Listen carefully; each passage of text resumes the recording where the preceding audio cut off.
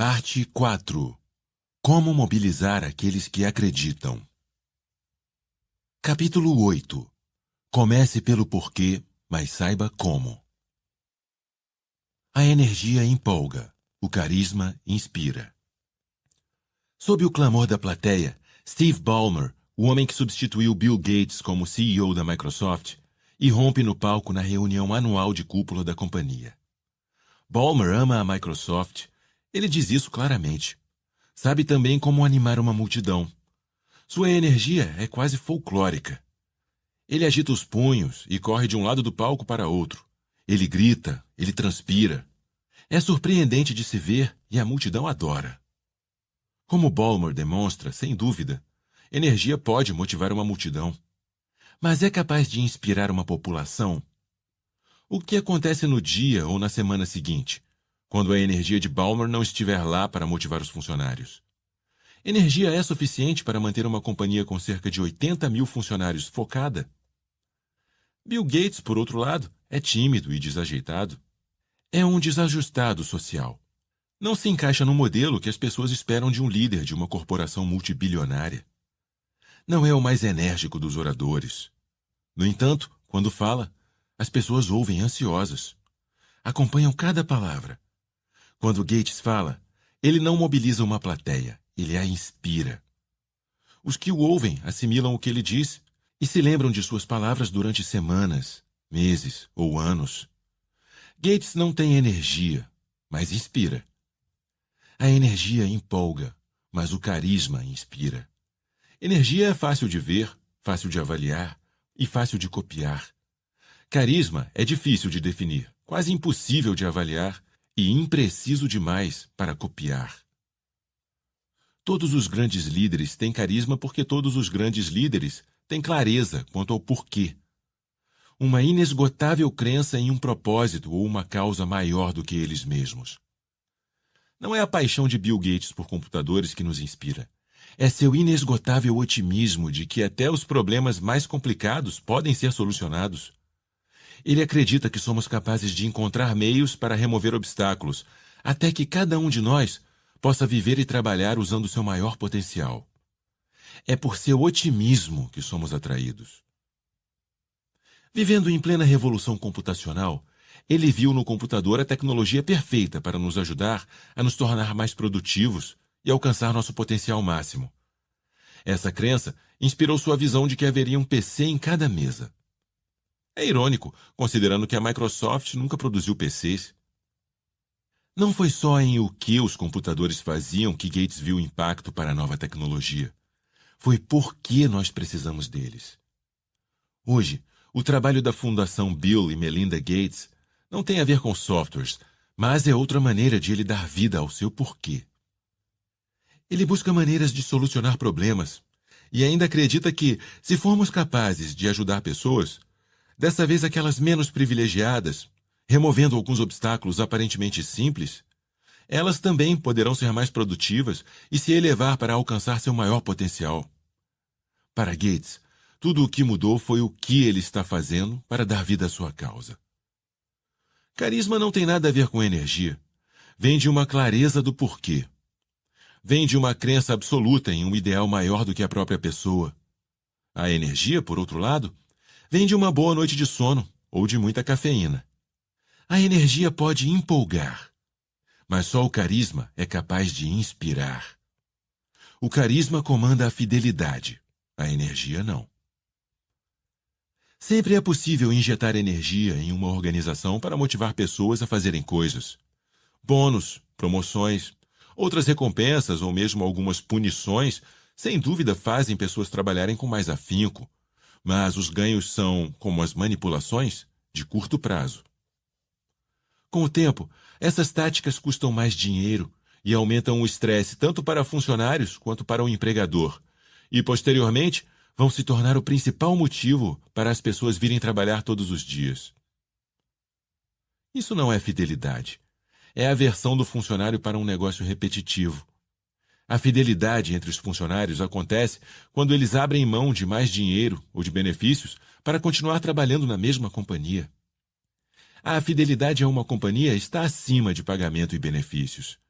E a menos que você seja um astronauta, tampouco é o trabalho que executamos que nos inspira. É a causa pela qual viemos trabalhar. Não queremos vir trabalhar para erguer uma parede. Queremos vir trabalhar para erguer uma catedral. O caminho escolhido.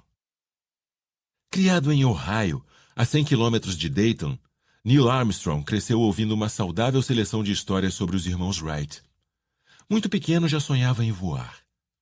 Construía modelos de aviões, lia revistas sobre aviação e contemplava o céu por um telescópio montado no telhado de casa. Obteve seu brevet de piloto antes mesmo da carteira de motorista. Com a paixão da infância tornando-se realidade, Armstrong estava destinado a se tornar um astronauta. No entanto, para o resto de nós, o caminho de nossas carreiras costuma ser mais parecido com o de Jeff Sumpter. Quando Sumpter ainda estava no ensino médio, a mãe arranjou para ele um estágio de verão no banco em que ela trabalhava. 4 anos depois de sair da escola, ele ligou para o banco para ver se havia algum trabalho em meio expediente e, mais tarde, eles lhe ofereceram um emprego em tempo integral. Bingo! Jeff tinha uma carreira de bancário. Depois de 15 anos no setor, ele e um colega chamado Trey Moss decidiram abrir o próprio banco, o Banco Lewis & Clark, em Portland, Oregon. Sumpter é muito bom no que faz. Ao longo da carreira, foi um dos melhores consultores de empréstimos. Ele é querido e respeitado por colegas e clientes. Mas até Jeff vai admitir que não tem grande paixão pela atividade bancária em si. Embora não esteja realizando um sonho de infância, é apaixonado por alguma coisa. Não é o que ele faz que o tira da cama toda manhã. É por que ele o faz. Os caminhos da nossa carreira são em boa medida fortuitos. Eu nunca planejei fazer o que estou fazendo agora. Quando criança, sonhava em ser engenheiro aeronáutico, mas na faculdade queria ser promotor criminal. No entanto, ao estudar direito, fiquei desiludido com a ideia de ser advogado. Não me parecia a coisa certa. Eu estava em uma faculdade de direito na Inglaterra e não usar um terno com risca de giz em uma entrevista poderia prejudicar minhas chances de conseguir um emprego. Não era para mim. Na época, eu namorava uma jovem que estudava marketing na Universidade de Syracuse. Ela percebeu o que me inspirava e o que me frustrava na carreira jurídica e sugeriu que eu tentasse minha sorte no marketing. E, bingo, eu tinha arranjado uma nova carreira. Mas isso foi só uma das coisas que eu fiz. Não é a minha paixão e não é como defino minha vida. Minha causa, inspirar pessoas a fazer as coisas que as inspiram, é o porquê de eu me levantar da cama todo dia. O que me entusiasma é tentar encontrar novas maneiras, novos o quês para dar vida à minha causa. E um deles é este livro. Independentemente de o que fazemos em nossas vidas, nosso porquê, o propósito, a causa ou a crença que nos impulsiona, nunca muda. Se nosso círculo dourado estiver em equilíbrio, o que fazemos é apenas uma forma tangível que encontramos de reanimar nossa causa. Desenvolver softwares foi apenas uma das coisas que Bill Gates fez para dar vida à sua causa. Por meio de uma companhia aérea, Herb Kelleher disseminou sua crença na liberdade. Levar o homem à Lua foi o objetivo que John F. Kennedy usou para mobilizar as pessoas a dar vida à sua crença de que servir à nação, e não o contrário, faria com que os Estados Unidos avançassem e prosperassem. A Apple deu a Steve Jobs uma forma de desafiar o status quo e realizar algo grande no mundo. Todas as coisas que esses líderes carismáticos fizeram eram maneiras tangíveis que encontraram para dar vida a seus porquês. Mas nenhum deles, quando jovens, poderia ter imaginado o que acabariam fazendo. Quando um porquê está claro, os que compartilham aquela crença serão atraídos por ele e talvez queiram participar do processo de lhe dar vida. Se essa crença for amplificada, talvez tenha o poder de mobilizar ainda mais pessoas que acreditam para que ergam as mãos e declarem: quero ajudar. Com um grupo de pessoas que acredita, mobilizando outras em torno de um propósito, causa ou crença comum, coisas incríveis podem acontecer. Mas é preciso mais do que inspiração para isso se tornar realmente grande. A inspiração apenas dá início ao processo. É preciso algo mais para impulsionar um movimento. Amplifique a fonte da inspiração. O Círculo Dourado não é apenas uma ferramenta de comunicação. Ele também oferece alguns insights sobre como as companhias são organizadas. Quando começamos a dar mais dimensão ao conceito do Círculo Dourado, não precisamos vê-lo como um modelo puramente bidimensional. Para que forneça uma ideia de valor real sobre como construir uma grande organização em um mundo tridimensional, o Círculo Dourado deve ser tridimensional. A boa notícia é que ele é, na realidade, um cone se visto de cima. Vire-o para ter dele uma visão lateral e poderá ver todo o seu valor. O cone representa uma companhia, um sistema inerentemente hierárquico e organizado. No topo do sistema, representando o porquê, está o líder. No caso de uma companhia, este costuma ser o CEO, ou ao menos esperamos que seja. O nível logo abaixo, do como, tipicamente inclui os executivos sêniores que são inspirados pela visão do líder e sabem como dar vida a esse porquê. Não se esqueça de que um porquê é apenas uma crença. O como são as ações que empreendemos para realizar essa crença, e os o quês são os resultados dessas ações.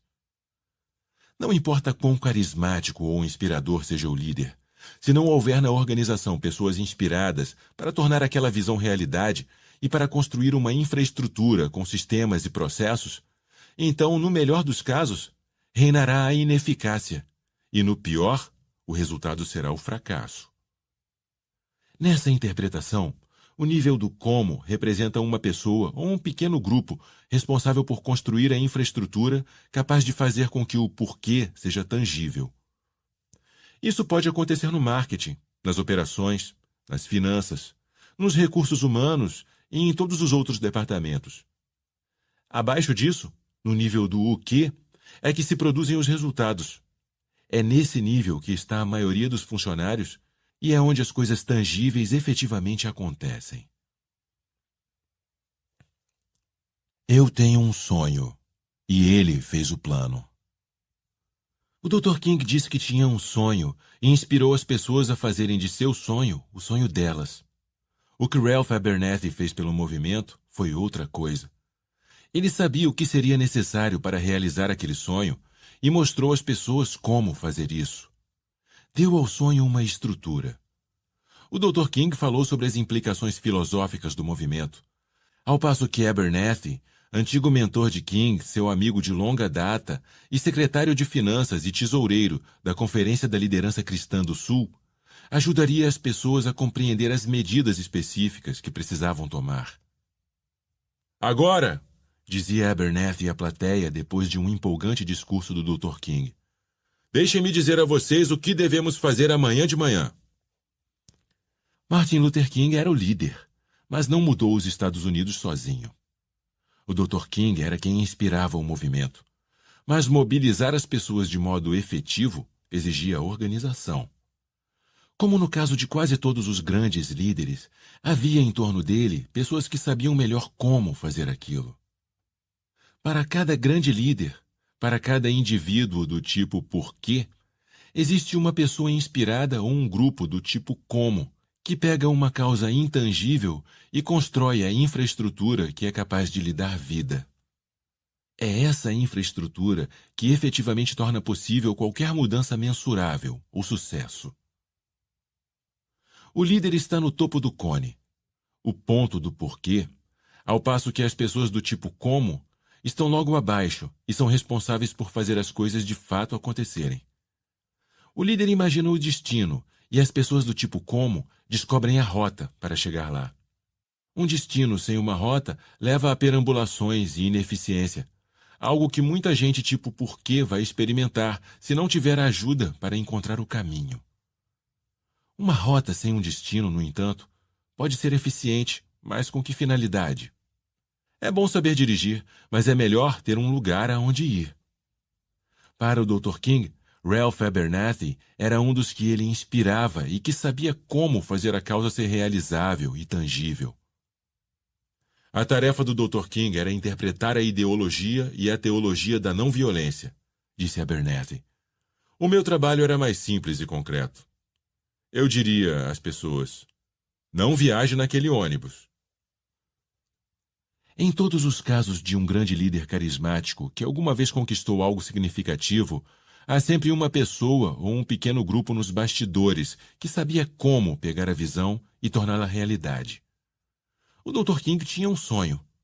Mas não importa quão inspirado seja um sonho que não é capaz de ganhar vida, continua sendo apenas um sonho.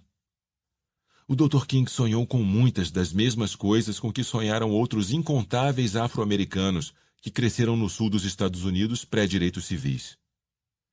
Ele falou sobre muitos daqueles mesmos temas. Sentia a mesma indignação causada por um sistema injusto. Mas foi o imperturbável otimismo de King e suas palavras que inspiraram a população. O Dr. King não mudou ele mesmo os Estados Unidos. Ele não era um legislador, mas depois dele foi criada uma legislação para dar direitos iguais a todas as pessoas do país, independentemente da cor da pele. Não foi o Dr. King quem mudou os Estados Unidos, foi o movimento de milhões de outras pessoas às quais ele inspirou que mudou o curso da história. Mas como é possível organizar milhões de pessoas? Esqueça os milhões. Como é possível organizar centenas ou dezenas de pessoas? A visão e o carisma do líder são o bastante para atrair os inovadores e os adotantes iniciais. Confiando em sua intuição, essas pessoas farão os maiores sacrifícios para tornar a visão realidade. Com cada êxito, com cada demonstração tangível de que a visão pode de fato se tornar realidade, a maioria de mentalidade mais pragmática começa a demonstrar interesse. O que antes era apenas um sonho, logo se torna uma provável e tangível realidade. E quando isso acontece, é possível atingir um ponto de virada e as coisas começam realmente a acontecer. Os que sabem o porquê precisam dos que sabem como. Geralmente, os pessimistas têm razão, parafraseando Thomas Friedman, autor de O Mundo é Plano.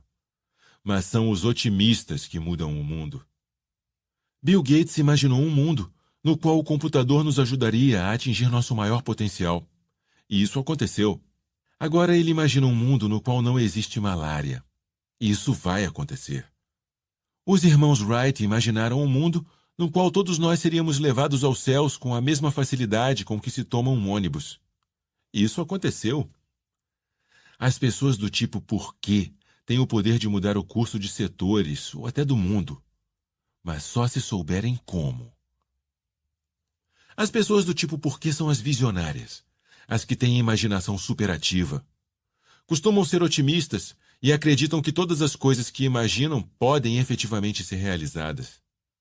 As do tipo como vivem mais no aqui e agora. São realistas e têm uma noção clara de todas as coisas práticas. Os tipos porquê se concentram em coisas que a maioria das pessoas não é capaz de enxergar, como o futuro. Os tipos como estão focados em coisas que a maioria das pessoas é capaz de ver. Costumam ser melhores na construção de estruturas e processos e fazem com que tudo seja feito. Nenhum dos dois tipos é melhor do que o outro. São apenas maneiras diferentes de ver e experimentar o mundo. Gates é tipo porquê, assim como também os irmãos Wright, e Steve Jobs, e Herb Kelleher. Mas não fizeram nada sozinhos. Não seriam capazes. Eles precisavam dos que sabiam como. Se não fosse por meu irmão mais velho, eu teria sido preso várias vezes por passar cheque sem fundo, disse Walt Disney, fazendo uma brincadeira com fundo de verdade para uma plateia em Los Angeles em 1957. Eu nunca sabia quanto tinha no banco. Ele me manteve na linha. Walt Disney era um tipo porquê. Um sonhador cujo sonho se tornou realidade graças à ajuda do irmão mais velho e mais sensato, Roy, um tipo como. Walt Disney começou sua carreira criando cartoons para anúncios publicitários, mas rapidamente passou a fazer desenhos animados. O ano era 1923. Hollywood estava surgindo como o coração do negócio do cinema e o Walt quis fazer parte daquilo. Roy, que era 8 anos mais velho, trabalhava em um banco. Ele sempre admirou e respeitou o talento e a imaginação do irmão, mas sabia que o Walt era propenso a assumir riscos e a ser negligente em questões de negócios. Como todos os do tipo porquê, Walt estava sempre ocupado pensando em como seria o futuro e com frequência se esquecia de que vivia no presente. Walt Disney sonhava, desenhava e imaginava. Roy ficava nos bastidores, construindo um império. Escreveu Bob Thomas, biógrafo de Disney. Financista e homem de negócios brilhante, Roy ajudou a transformar os sonhos de Walt Disney em realidade, erguendo a companhia que leva o nome do irmão. Foi Roy quem fundou a companhia de distribuição Buena Vista, responsável por fazer dos filmes da Disney parte central da infância americana. Foi Roy quem criou o negócio de merchandising, que transformou os personagens de Disney em nomes familiares a todos. E, como quase todo tipo como, Roy nunca quis estar sob os holofotes. Preferiu ficar nos bastidores e se concentrar no como, para dar vida à visão de seu irmão. A maior parte das pessoas no mundo é do tipo como. É funcional no mundo real e é capaz de fazer um bom trabalho. Alguns podem ser muito bem-sucedidos e até ganhar milhões de dólares, mas nunca vão construir negócios de $1 bilhão, nem mudar o mundo. Pessoas do tipo como não precisam de tipos porquê para serem bem-sucedidas. Mas os do tipo porquê, com toda a sua visão e imaginação, frequentemente ficam com a pior parte do bolo. Se não houver alguém inspirado por sua visão e que saiba como torná-la realidade, a maioria dos tipos porquê acaba como visionários famintos. Pessoas que têm todas as respostas, mas que nunca conseguem realizar muitas coisas sozinhas. Embora tantos deles se julguem visionários, na realidade os empreendedores de maior sucesso são do tipo como. Pergunte a um empresário do que ele gosta mais em ser um empresário e a maioria lhe dirá que gosta de construir coisas. O fato de falar sobre construção é uma pista clara de que eles sabem como fazer. Um negócio é uma estrutura, sistemas e processos que precisam ser montados. Os tipos como são os mais adeptos a construir esses processos e sistemas.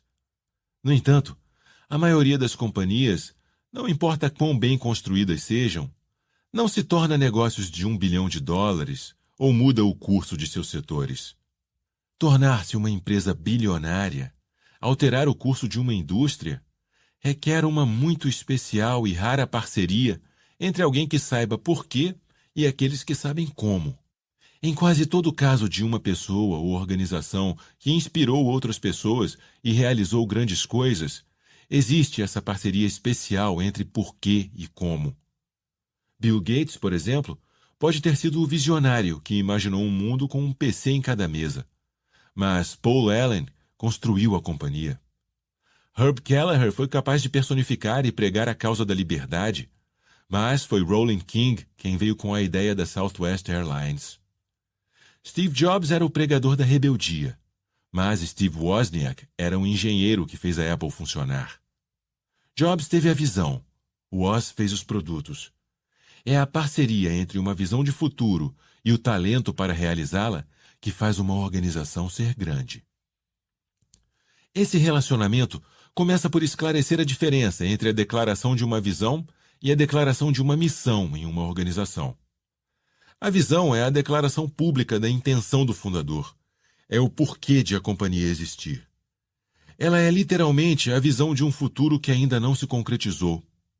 A declaração da missão é uma descrição da rota, dos princípios que a guiam, como a companhia pretende criar aquele futuro. Quando essas duas coisas são declaradas, o tipo porquê e o tipo como estão certos de quais são seus respectivos papéis na parceria. Eles trabalham juntos com clareza de propósito e um plano para chegar lá. No entanto, para que funcione, é preciso mais do que um conjunto de talentos. É preciso confiança. Como extensamente discutido na parte 3, relacionamentos baseados na confiança são imprescindíveis para que nos sintamos seguros. Nossa capacidade de confiar em pessoas ou em organizações nos permite assumir riscos e nos sentir apoiados em nossos esforços. E talvez o relacionamento de maior confiança que existe seja entre o visionário e o construtor, a pessoa do porquê e a pessoa do como. Em organizações capazes de inspirar, os melhores CEOs são tipos porquê. Pessoas que acordam todo dia para liderar uma causa e não apenas conduzir uma companhia.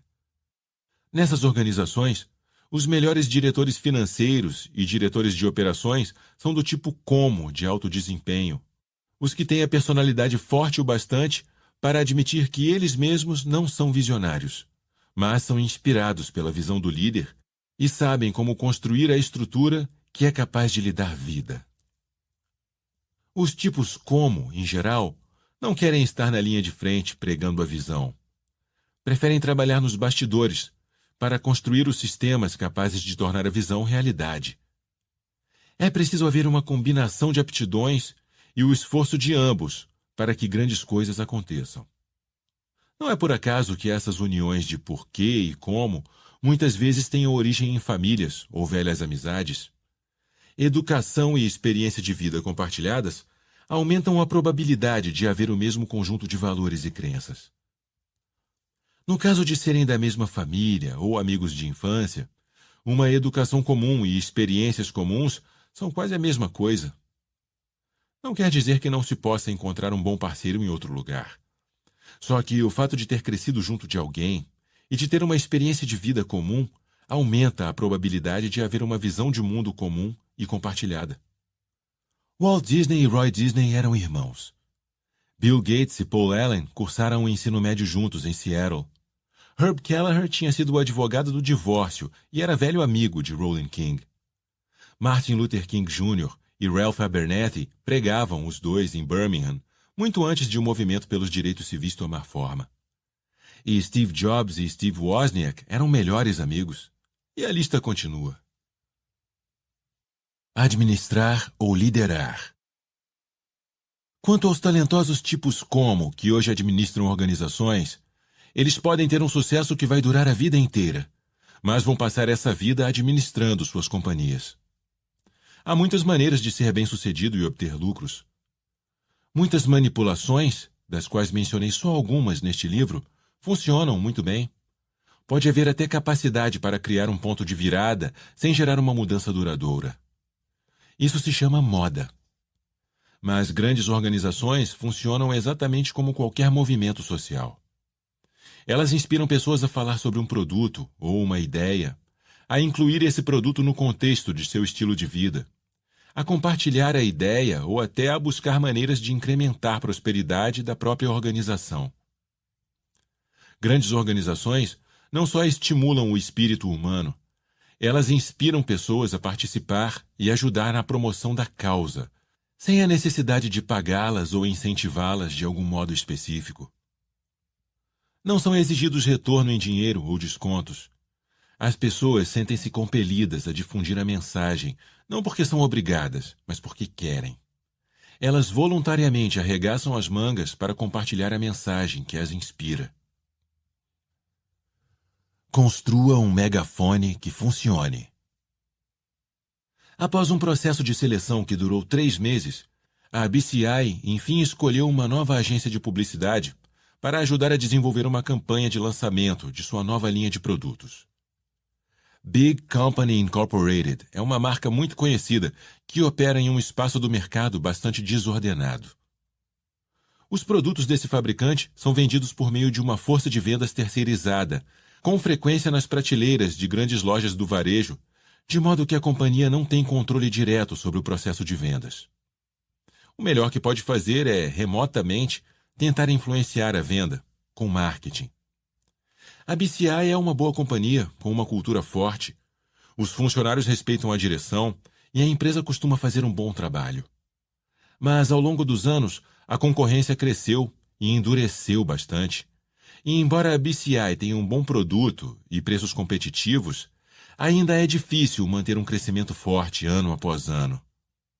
Neste ano, a direção está particularmente animada, porque a BCI vai lançar um novo produto, que eles acreditam que dará destaque à empresa.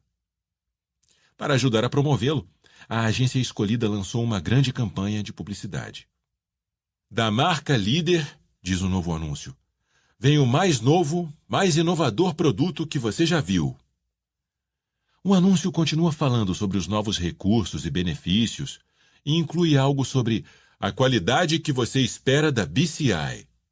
Frase que os executivos da companhia acharam com muita certeza que devia ser incluída. Os executivos trabalharam duro para construir a reputação de sua companhia e querem alavancá-la. Estão muito animados com a nova campanha e realmente apostam no sucesso de seu produto para ajudar a impulsionar as vendas, de modo geral. Sabem que fazem um bom trabalho e querem transmitir essa mensagem. Precisam que ela ecoe alto. Com um orçamento de milhões de dólares para a publicidade desse novo produto, a BCI tem êxito nesse aspecto.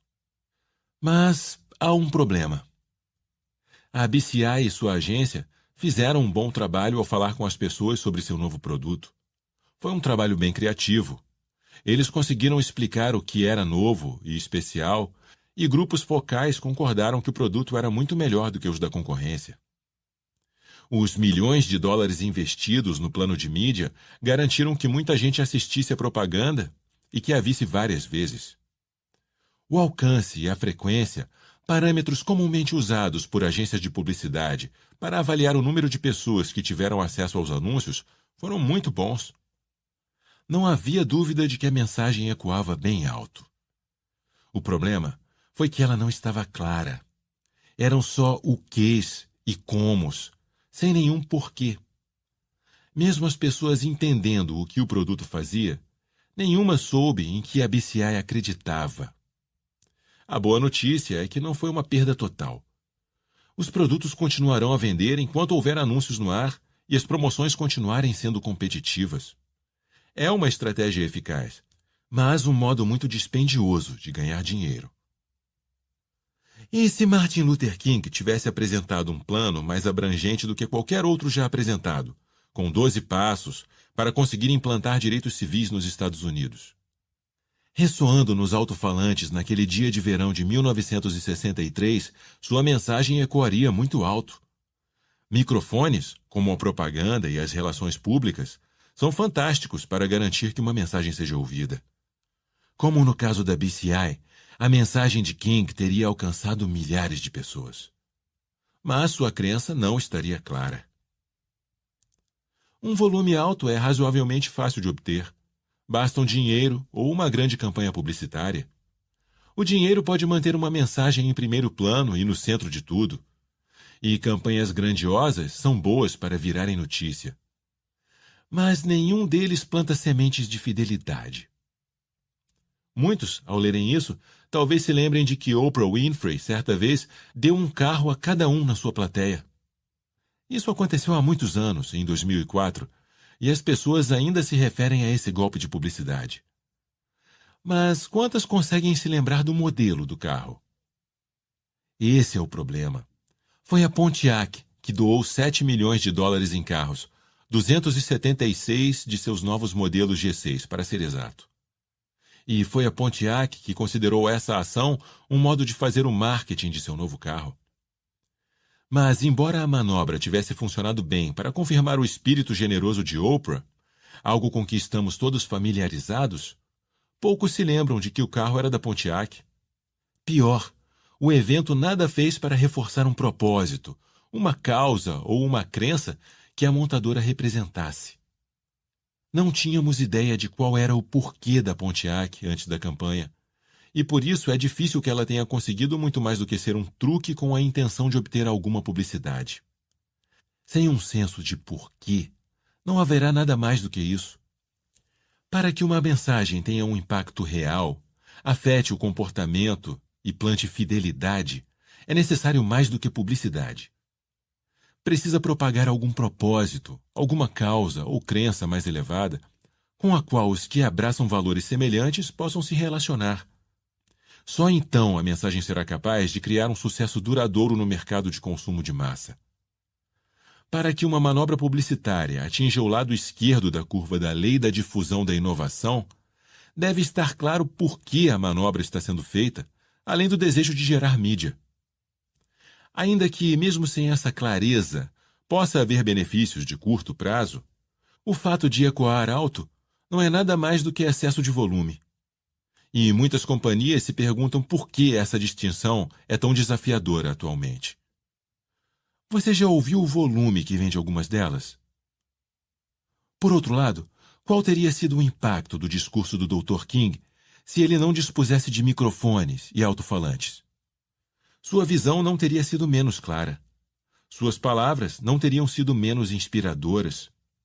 Ele sabia no que acreditava e falou com paixão e carisma sobre essa crença. Mas só as pessoas na frente teriam se inspirado. Um líder com uma causa, seja um indivíduo ou uma organização, precisa ter um megafone para transmitir sua mensagem. E deve ser claro e alto para funcionar. A clareza de propósito, de causa ou de crença é importante, mas igualmente importantes são as pessoas que ouvem você. Para que um porquê tenha o poder de mobilizar, não só tem que ser claro, deve ser amplificado para alcançar pessoas em número suficiente para fazer pender a balança. Não é por acaso que o círculo dourado tridimensional é um cone. Na verdade, é um megafone. Uma organização torna-se efetivamente um instrumento mediante o qual uma pessoa que tenha um propósito, uma causa ou uma crença clara pode falar ao mundo. Mas, para um megafone funcionar, a clareza deve vir primeiro. Sem uma mensagem clara, o que você iria amplificar? Só diga alguma coisa se acreditar nela. O Dr. King usou seu megafone para mobilizar multidões a segui-lo na busca de justiça social. Os irmãos Wright usaram seu megafone a fim de mobilizar sua comunidade para que os ajudasse a construir a tecnologia capaz de mudar o mundo. Milhares de pessoas ouviram a crença de John F. Kennedy na atitude de servir a nação e se mobilizaram para levar um homem à Lua em menos de uma década. A capacidade para incitar e inspirar pessoas a saírem de sua rotina e contribuírem para algo maior que elas mesmas não é exclusiva das causas sociais. Qualquer organização pode construir um megafone capaz de causar um enorme impacto. Na verdade, esse é um dos fatores determinantes para que uma organização seja grande. Grandes organizações não se restringem a obter lucros. Elas lideram pessoas e mudam o curso de setores e às vezes de nossas vidas no processo. Um claro senso do porquê cria expectativas. Quando não sabemos qual é o porquê de uma organização, não sabemos o que esperar. Então esperamos o mínimo: preço, qualidade, recursos, aquilo que compõe uma commodity. Mas quando temos uma noção do porquê, esperamos mais. Para os que não se sentem confortáveis tendo que corresponder a um padrão mais elevado, recomendo com veemência que não tentem saber qual é seu porquê, nem procurem deixar seu círculo dourado em equilíbrio. Padrões mais elevados são difíceis de manter. Exige a disciplina de falar constantemente sobre ele e lembrar a todos por que a companhia existe.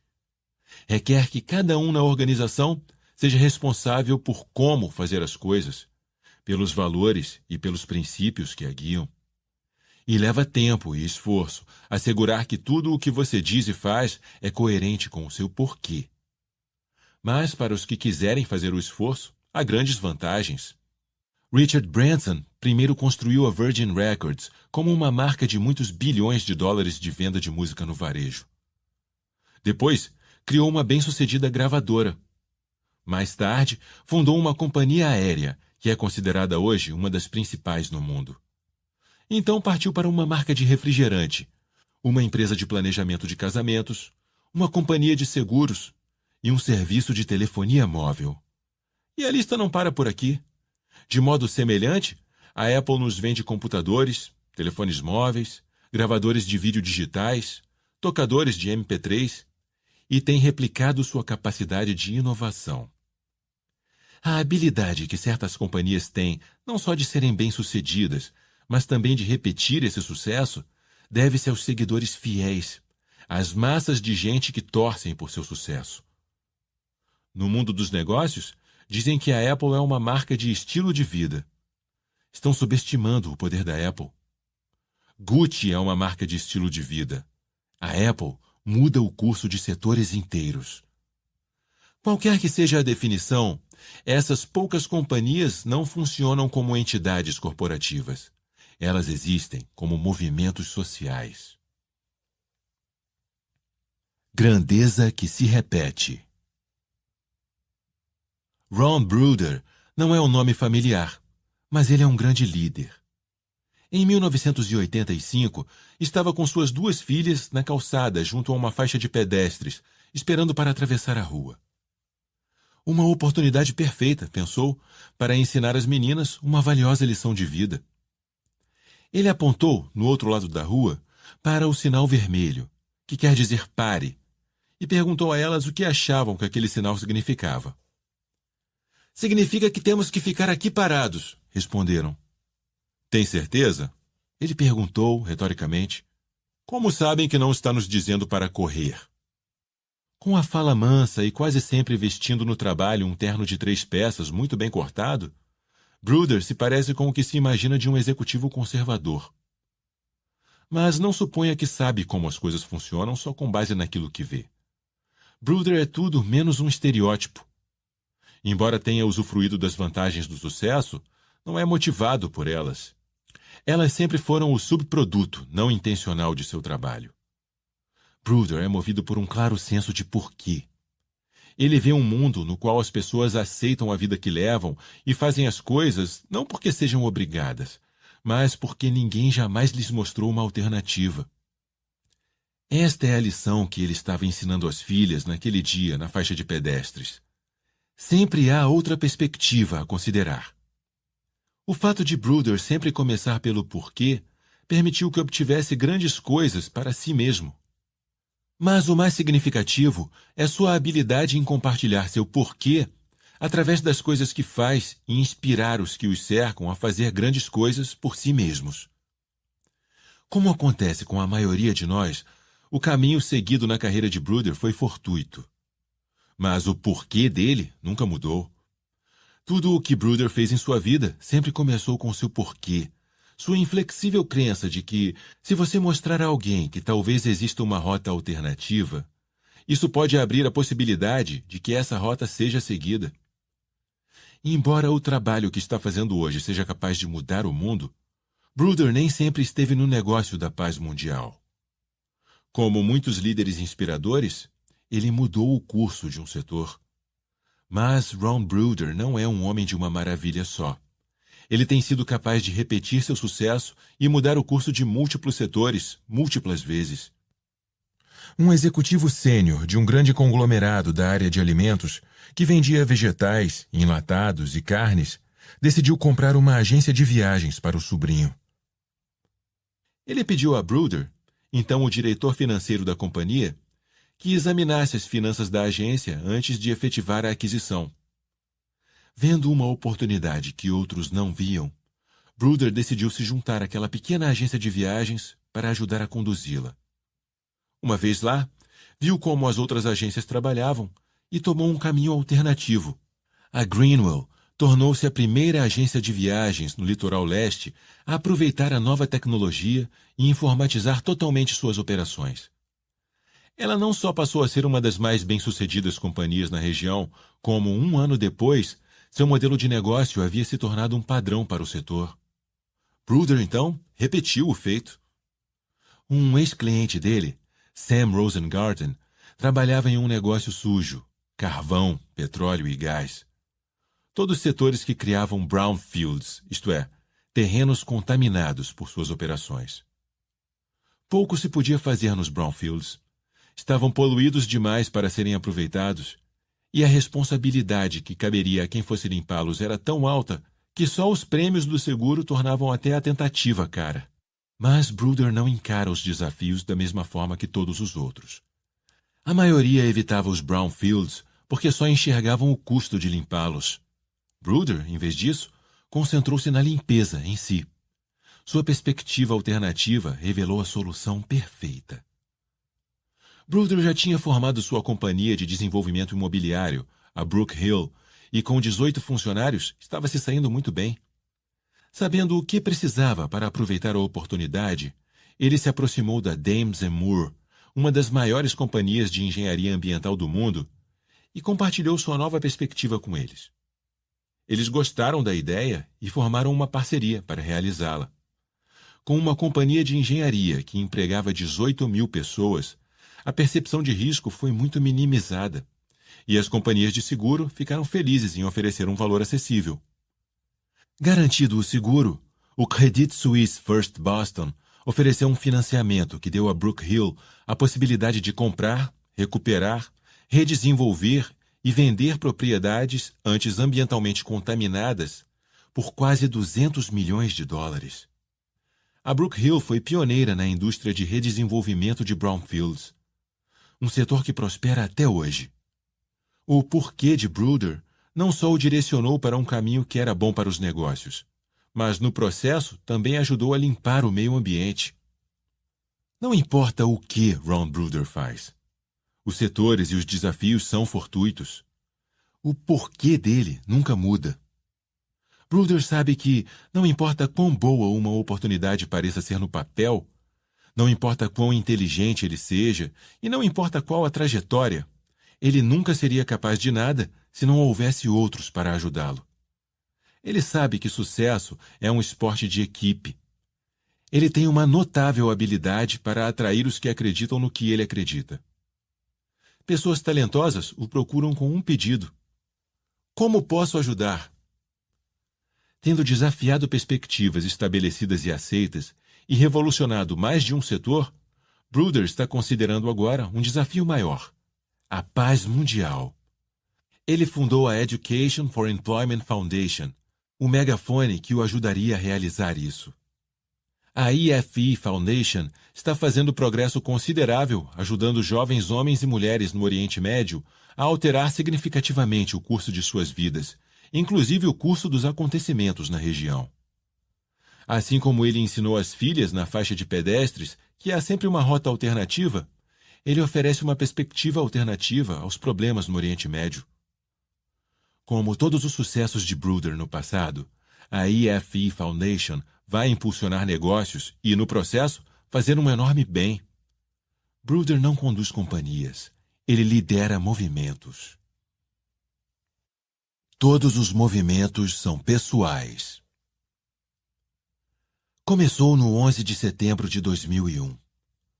Como tantos de nós, Brooder voltou sua atenção para o Oriente Médio depois dos ataques, perguntando-se como uma coisa daquelas poderia ter acontecido. Ele compreendeu que se um evento daqueles aconteceu uma vez, poderia acontecer novamente, e pela vida das próprias filhas, quis buscar um caminho para evitar isso.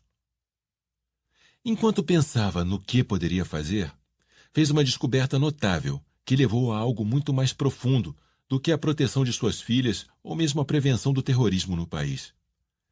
Ele constatou que nos Estados Unidos, a grande maioria dos jovens acorda de manhã com o sentimento de que há oportunidades para eles no futuro. Independentemente da situação da economia, a maior parte dos jovens que crescem no país tem um senso de otimismo inerente de que são capazes de conseguir algo se quiserem, o sonho americano. Um rapaz que cresce em Gaza ou uma moça que vive no Iêmen não acordam com o mesmo sentimento. Mesmo que eles tenham o desejo, o otimismo não está lá. É fácil demais apontar o dedo e dizer que a cultura é diferente, que aquilo não é atingível. O motivo real é que claramente há uma carência de instituições que deem aos jovens da região um sentimento de otimismo em relação a seu futuro. Cursar uma faculdade na Jordânia, por exemplo, talvez ofereça algum status, mas não necessariamente prepara o jovem adulto para o que vem à frente. O sistema educacional, em casos como esse, perpetua um pessimismo cultural sistêmico. Brooder se deu conta de que os problemas com o terrorismo que enfrentamos no Ocidente têm menos a ver com o que rapazes e moças no Oriente Médio pensam sobre os Estados Unidos do que com o que eles pensam sobre si mesmos e sobre sua própria visão do futuro. Por intermédio da EFE Foundation, Brooder está montando um programa em todo o Oriente Médio para ensinar a jovens adultos as habilidades técnicas e interpessoais que os farão sentir que têm oportunidade na vida. Sentir que são capazes de controlar o próprio destino. Bruder está usando a EFE Foundation para compartilhar o seu porquê em escala global. Ensinar às pessoas que sempre existe uma alternativa ao caminho no qual pensam que estão. A Education for Employment Foundation não é uma organização americana de caridade querendo fazer o bem em países distantes. É um movimento global. Cada operação da EFE funciona de forma independente, com moradores constituindo a maioria de suas juntas diretoras. Líderes locais assumem a responsabilidade de dar aos jovens aquela percepção de oportunidade, oferecendo-lhes a capacitação, o conhecimento e, mais do que tudo, a confiança de escolher um caminho alternativo para si mesmos. Mayada Abu Jaber lidera o movimento na Jordânia. Mohamed Naja difunde a causa em Gaza e na Cisjordânia. E Mein al-Eriani está demonstrando que uma causa pode mudar até uma cultura no Iêmen. No Iêmen, muitas crianças não têm acesso à educação e a taxa de analfabetismo chega a 41%. Inspirado por Bruder, al-Eriani vê nisso uma incrível oportunidade para os jovens mudarem sua perspectiva e assumir um controle maior de seu próprio futuro. Ele começou a buscar capital para o salto inicial de sua operação da EFE em Sanaa, capital do Iêmen, e em uma semana conseguiu levantar $50 mil. A rapidez com que juntou essa quantia foi muito grande, mesmo em relação aos padrões filantrópicos americanos. Mas isso foi no Iêmen, e o Iêmen não tem uma cultura de filantropia, o que faz essa conquista ser muito mais admirável. O Iêmen também é uma das nações mais pobres da região.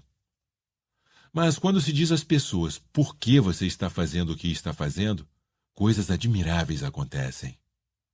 Por toda a região, todas as pessoas envolvidas com a EFE acreditam que podem ajudar a ensinar a seus irmãos e irmãs, filhos e filhas, as habilidades que os farão mudar o caminho no qual pensam estar.